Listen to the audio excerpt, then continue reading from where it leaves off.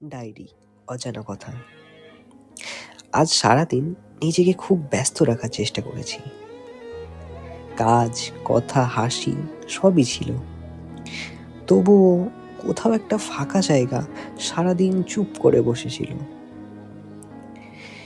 কিছু মানুষ থাকে যাদের অনুপস্থিতি খুব চুপচাপ, কেউ বুঝতে পারে না, কিন্তু ভেতরে ভেতরে সবকিছু এলোমেলো করে দেয়। তুমি ঠিক তেমনই। আজ হঠাৎ একটা পুরোনো গান বাজলো। গানটা নতুন না, কিন্তু অনুভূতিটা আবার নতুন করে ব্যথা দিল।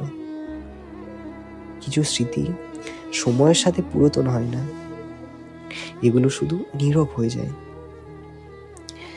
আমি এখন আর অভিযোগ করি না, কারণ বুঝে গেছি সব প্রশ্নের উত্তর থাকে না। কিছু মানুষ শুধু এসে আমাদের ভেতরে জায়গা করে নেয়, তারপর চলে যায়। রাতের আয়নায় সামনে দাঁড়িয়ে নিজেকে জিজ্ঞেস করলাম, তুই ঠিক আছিস তো? কোনো উত্তর এলো না, শুধু একটা দীর্ঘ নিঃশ্বাস।